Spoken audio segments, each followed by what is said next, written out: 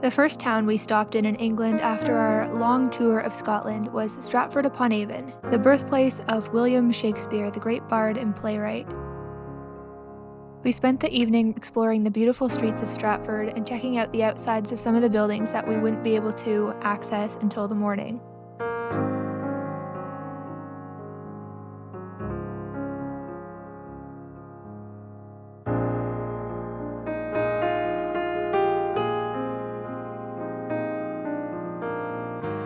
We were able to get into the Royal Shakespeare Theatre, however. We weren't there to see a play, but we were able to check out a library room.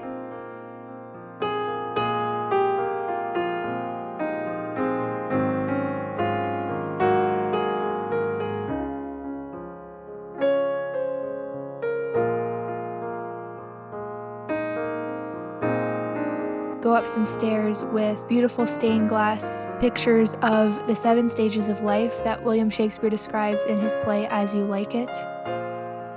There was also a museum of old costumes up there that was really cool to check out.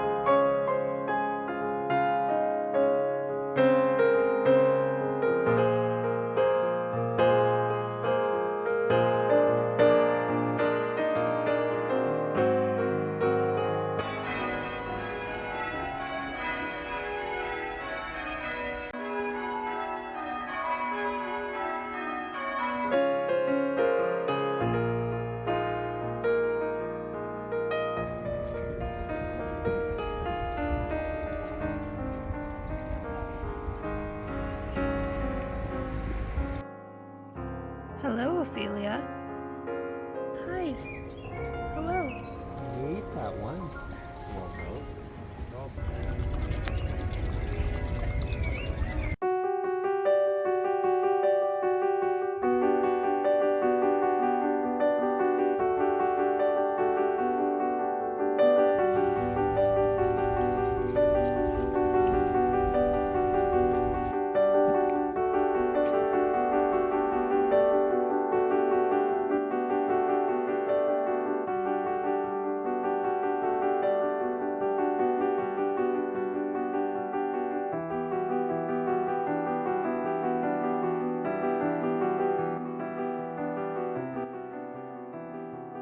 The next day, we had the privilege of visiting Shakespeare's birthplace as well as the Shakespeare Trust Museum.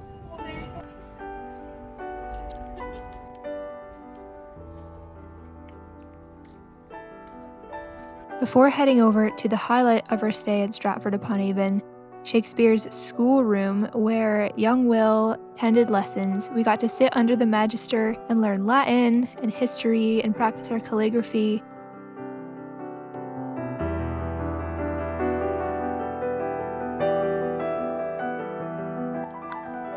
We're on our way to find the J.R.R. Tolkien bench.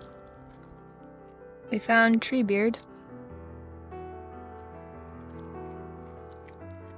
We found it. We are sitting on the Tolkien bench right now.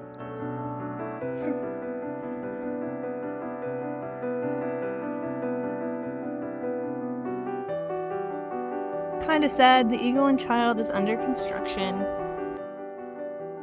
Being in Oxford, and especially touring the colleges and the libraries and the academic places, has on me the profoundest effect.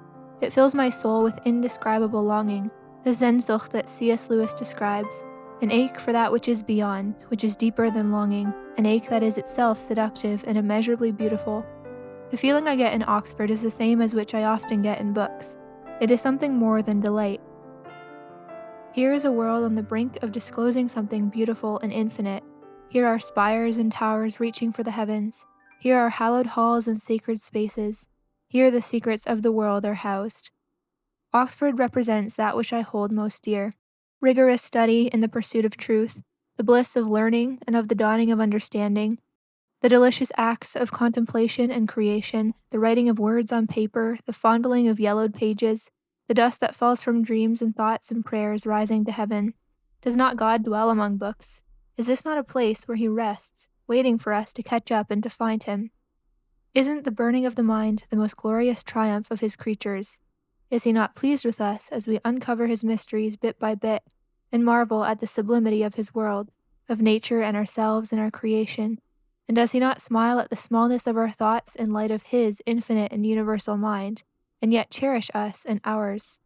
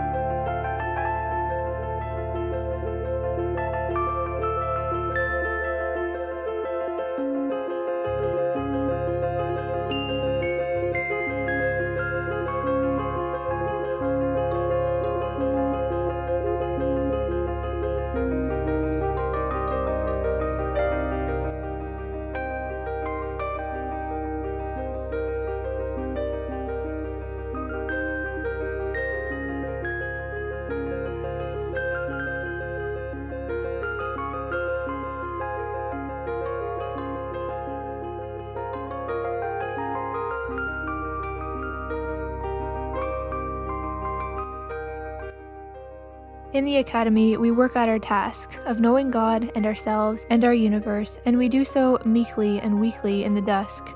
But what of the eternal Oxford, the academy of the dead and the raised to life, where those of our race to whom the scholarly life is the only life, to whom books are cherished friends, and to whom the pen is the most powerful tool, can do what is in our blood to do? I long for a world in which such a place as Oxford is home, where I can wander the streets and peruse the shelves in silence and solitude, with nowhere else to be, and an eternity to ponder and to read and to shape old truths into new and beautiful forms.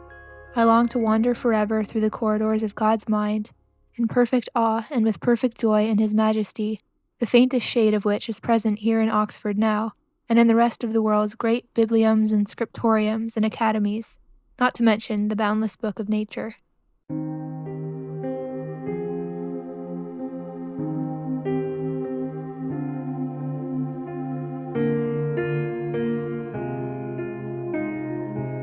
We were able to visit Magdalen College, where C.S. Lewis was a Don Fellow and tutor for decades of his career, and it was honestly the most beautiful place that I have ever been.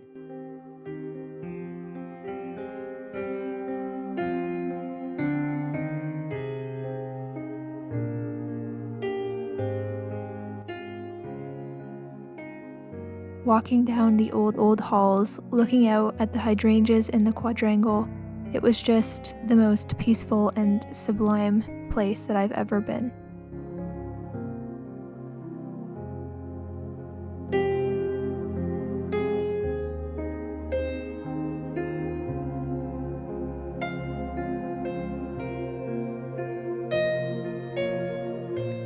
I might actually cry. This is literally heaven.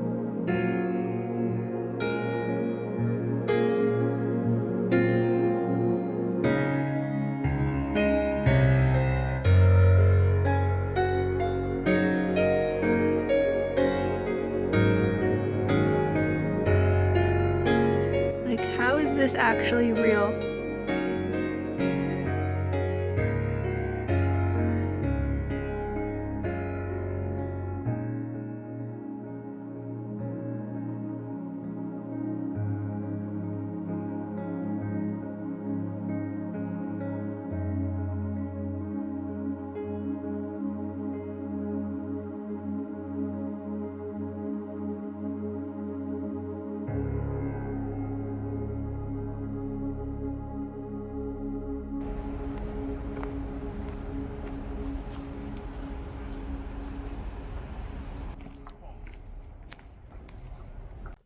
So we are currently walking on Addison's Walk by Magdalen College, which supposedly was where C.S. Lewis and Tolkien would go on long walks and have great chats, including the one where Tolkien showed Lewis how Christianity was the myth made fact, the true myth, and they had this conversation about mythology and stories and the Christian faith and Jesus and how it all kind of comes together. So it is so incredible to be walking right here.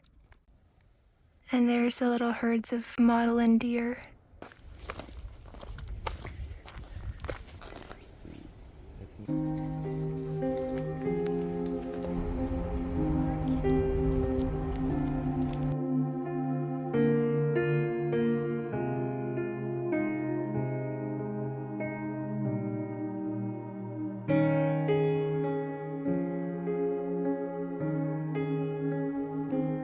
Merton Chapel, where Tolkien probably would have said his morning prayers every day. Gorgeous little walkway.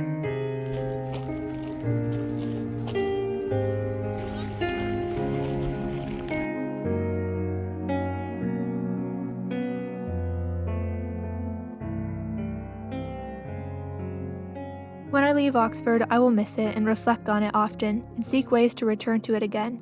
Yet it will not be just Oxford I miss. I will miss what is beyond, below, and above it, that indefinable something, some place, which I cannot even begin to describe, hardly knowing it at all. I will miss this all my life, and will seek it always, as I seek for the home of my mind and heart and soul, in the full belief that one day I will come to it at last.